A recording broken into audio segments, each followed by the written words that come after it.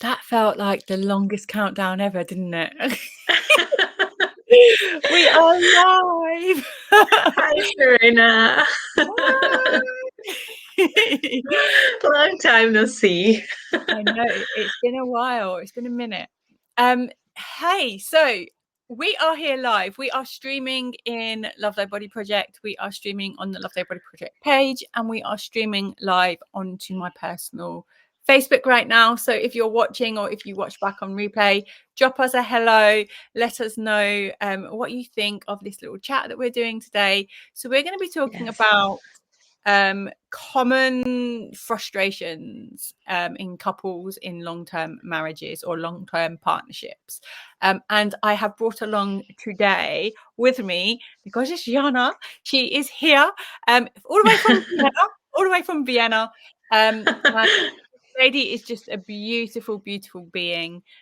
We have done a few lives together, and I always find them so insightful and just so nourishing, and always leave feeling fabulous. So, would you like to introduce yourself formally to everybody? Thank you, Serena. That's very sweet.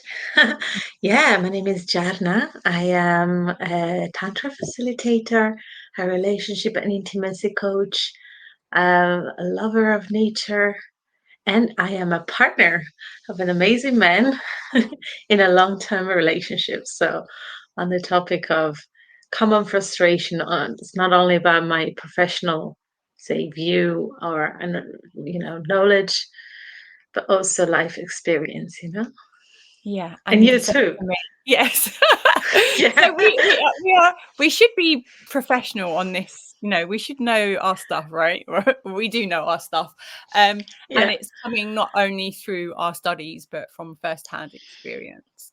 So Yeah, definitely. in long-term relationships, there are so many common frustrations that we can have, and it's funny. I think that I was like looking through some different facts and information around long-term relationships prior to this live, and there's like this it's like you're on a roller coaster of a ride in a relationship, right? You have these euphoric moments together where you're feeling connected and just like as one soul, and then it's like dismay and dismantle as you kind of ride the track, and then all of a sudden you blossom again, and it can be very hard sometimes to find that happy medium of where everything just kind of feels good and you feel that you have this amazing emotional connection, this physical intimacy.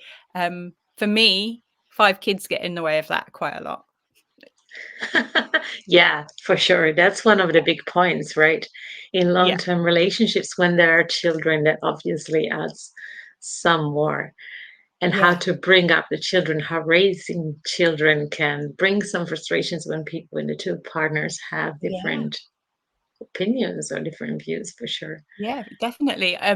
Well, as you know, my husband's family are Italian, mine are Scottish. So even just there's Yeah. a whole wealth of differentiality between the Yeah. way that we would bring up our children. And it Yes. is about, I think, for couples, when you've got children, it's about finding that common ground and having those boundaries put in place of what you are willing to kind of let slide, what you're not willing to let slide, and go Yes. at that co-parenting as like your one unit, and not wavering, because once the wavering kind of happens and you have two different points of view for your children learn very quickly how to play They one of will know. Yes, exactly. They will know and just take advantage of that. That's for sure. yeah, But communication is absolutely key, like in everything, communicating and also finding, because very likely each of the two partners have something that is really valuable. So yeah. when you can bring up the good in each, the parenting, I think, becomes really, it's a win. It's a win for the children and for the couple as well. Absolutely. And Yeah. when you've got that kind of those boundaries in place, and you understand and your children understand, then there's a lot of I would often find that myself and my husband, the most common things we will end up in arguments or disagreements about are our children, or the children have played us in some way, and so we end up bickering without even realizing why we're doing it. And finances, bills, and worry around money. They're two of the Yeah. things that Yes. will cause the biggest discomfort within our unit at times. And then they can lead, if you don't address those, they can lead into like lack of intimacy, unmet Absolutely. expectations, all of the kind of things that can be common frustrations within a relationship. I'm Yeah. curious to know, with your clients, so you work within this, we both work within this field with our clients, Yes. but also you have, as you said at the beginning, that first hand experience. What are your findings? What are the most common frustrations that couples come? Yeah. That's quite a few. One really that lately I'm just noticing over and over and over is so many times the two people are so stuck in taking care of their own desires and needs, and not Mm, listening what is needed or what are the needs and desires of the other. yeah. And then in that way you just become stubborn, you end up not respecting the needs of the other, and you enter this spiral of frustration, because if both do it there is no connection between the two people, right? Like you have Mm, one person here thinking about herself, another here thinking about himself, and they're not taking care of each other. So yeah. that is one big one that spirals into then, becoming closed off from love instead of opening up to love, and then not seeking intimacy, actually, maybe even wanting distance. And that can really get that spiral of frustration. And Yeah. obviously there's way to do the work to avoid that, or you can't really avoid it, but you can catch yourself when this is happening, and then you can do something with it. Yeah. So that is one. And Yeah. then obviously that also leads to power struggles sometimes when there is, some uh, putting boundaries, putting things in place without listening to the other. Another Yeah. major one is obviously communication. Yeah. Yeah, not being able to communicate into what are the needs, what are the desires, and how can we find a compromise. How can Mhm. we meet each other? What is it that you need and why? And what is behind whatever you're needing? Yeah. And I think Yeah. with the communication piece, and what I found doing this work, and having been the background that I've come up in, my family, that my parents would argue quite a lot, and there wasn't any listening to each other. It was, I'm right, you're wrong, and that's the final answer. And so the, Yeah, I understand. and so and I believe that in, I guess, I can't say the word now, generation, I can't say the word, forget the word, you know what I mean, like the parents and the Generation. grandparents, generational, there we go, I did it, yay. um the husband would have, the husband would have probably set like all of the expectations, and the wife would have maybe like worked around those. And so this generation, or my generation, seem to be the generation that have started to make change and make way for our Hmm. children and our children's children. And so things Yeah, aren't always quite the same, but the communication piece is something that we have to work on. Everybody has to work on, because it's not easy. It's not easy to absolutely. communicate exactly what you want and to be heard in the same way. The listening part's Yeah, important too, right? so important.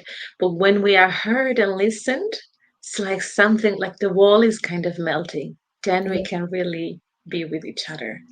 And Yeah. maybe we don't know how to solve it, but we know that we're both there and we Yeah. both want to solve it. And that is a major step.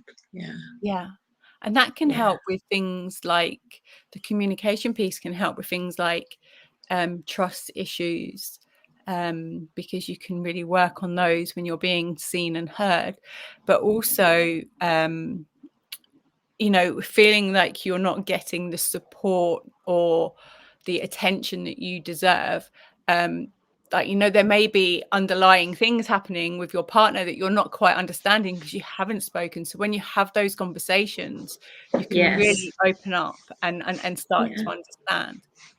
One of It's really the amazing to see. Sorry, I'm go on. sorry. Yeah. It's just really amazing to see how many couples actually don't even know how much it is possible to communicate, and Mm, how simply by opening up to the possibility of talking of certain things that may be yeah, considered hard or taboo, or maybe just people are not used sometimes to express emotions, to express how I feel about a certain thing. When they realize that the couple is like a team, that they can team up yeah, and look at all the rest, like it's a bubble, and then when you're together you can face all the rest that is out there. When they realize, it's kind of, it's a game changer for yeah, many couples. I absolutely. love Yeah, that. and I Yeah. think it's for me. I always say communication is key.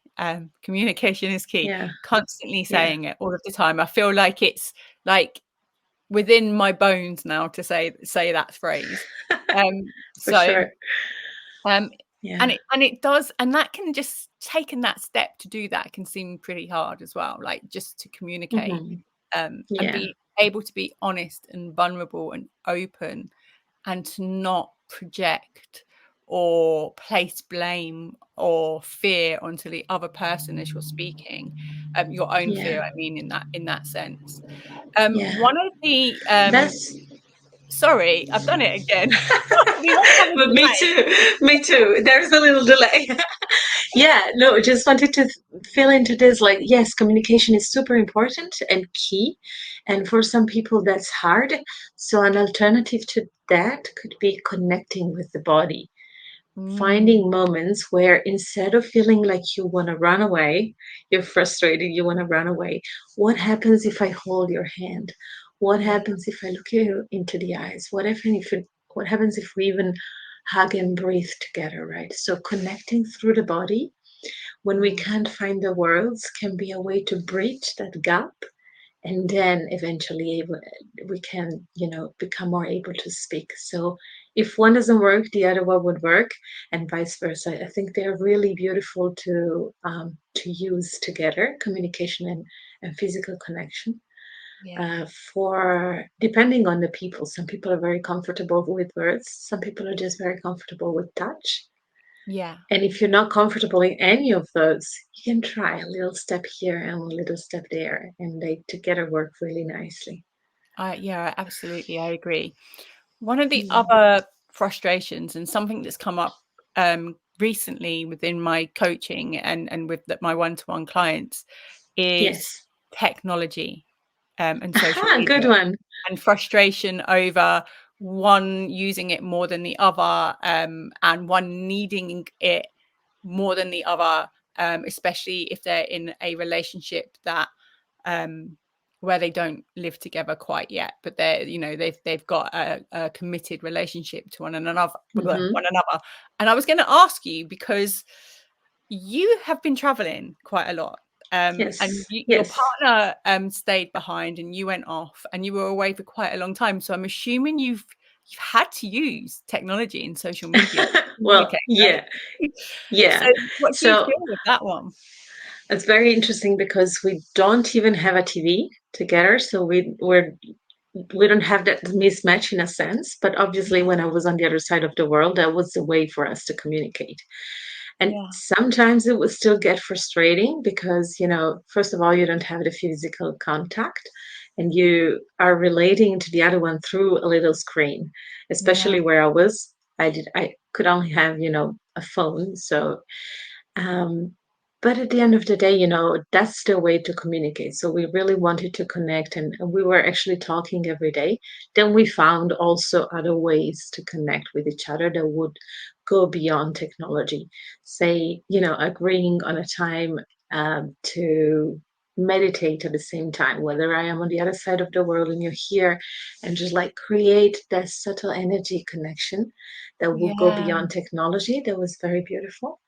But yeah, of course, we had to deal with that. It gets frustrating, but if it's a tool for the couple to connect, it's a tool that you use in favor to the couple. Yeah. Obviously, then if it's the other way around, that you maybe you live in the same apartment and one is always in front of the TV, the other one doesn't want to watch a TV, that could create a disconnection, right? So you need Yeah. to use all these tools in support of the couple. Then I think it's a beautiful thing, although they can in some ways be frustrating. So Oh, yeah, that's, absolutely. Absolutely. yeah, And I yeah, think it is just finding that balance. And it's easy to say, like out loud, that, it's about balance, but actually, even with technology, that can be a really complex thing, because actually, like you were saying with the TV, one person, that might be their way of decompressing and of kind of letting go of everything that's happened in their day, and they need that time to yeah, feel into their own body and self-regulate in that way. yes, And the other person may have not seen their partner all day long, and they're so excited for them to come home, and they want in the attention and the connection straight away, and yes, it's just like it's a mismatch. So even yes, sometimes when it feels like they're choosing technology, or they're choosing such and such over me, it might not necessarily be that, and it might be something that is just needed, and it might only be needed yes, for an hour, um, yes, and then they can then go on and have that quality time together. But if you don't talk yes. about it, so we're going to go all the way back to connection, That's a good you're not point. going to know. Yeah, that's the point. Learning to understand what are the things that each of us need. Like one may need that break and the other one may need to connect as fast as possible, and deciding when do we do one and when do we do the other, and Yeah, taking care of doing both. It's really about taking care of both people needs and finding the way to make it work. That becomes a game almost. Like it's quite exciting to decide to understand, like, how do we make that work when you're yeah, working on the same team and not against yeah, each other. Yeah, absolutely. So yeah, I'm going to ask to finish off. I'm going yeah. to ask you, what is your most favorite thing to do with your partner? What exercise, Oh. what communication? Is it going out for a meal? What kind of thing really helps you to feel that you are connected and that you've got each other? Mm. So we have many. It's hard Yeah, to say, but because I'm so connected to nature, I'm gonna say we love walking in nature whenever it's possible, whether we are on a holiday at the beach or if we are, here outside of Vienna, there are mountains, and you can yeah, walk in the mountains, just like taking some time together, but in an environment that is so friendly, like nature, that really recharges us both in like yeah, as individuals, and then helps supports a lot the couple. yeah. I But there are love so that. many. We also love to just lay down and breathe together, with our bellies connecting, and Yeah, or talk. When we start to talk, we can talk even for 4 hours. And yeah, I love that. yes, I like yes. going What away about with you? my husband. I like going away with my husband. Because we've got 5 children, we don't often Hmm. get time where it is just us in You, the yeah, house. And yeah, my daughter's at uni, but the other 4 are all home. And when she comes home from uni, they're all here. So, yeah, just having, little breaks away, little weekends sometimes when we get the chance to go away together, it just feels really special to have that quality time. We've had yes, children since I was 18, so um, this is a long time. I'm getting old. yes. So I would love to hear, if you're watching or if you watch this back on replay, what is your favorite thing to do with your partner? What really lights you up and makes you feel special? Pop that into the comments, and we'll Totally, I come want to back. hear as well. Yeah, and we'll come back and Yeah, we'll chat with you about them. But yes. until next time, I'm going to say goodbye and thank you so much for coming and sharing with me. Would you like Thank to you, tell Serena. everybody where they can come find you? Yeah, of course. Whether on Instagram, Facebook, it's Jharna Landi, like my name that you see there. Yeah, And the website, jharnalandi.com, is coming out very soon, a new version of it, but it's going to be just the same, jharnalandi.com. amazing. All branded under one name. Yes. Perfect. Yeah, easy to remember. Easy to remember. Thank you so much. Yeah. And Thank you we'll so much, see you next Serena. time with another live episode. Bye-bye. Yeah. I love you. Bye. Bye.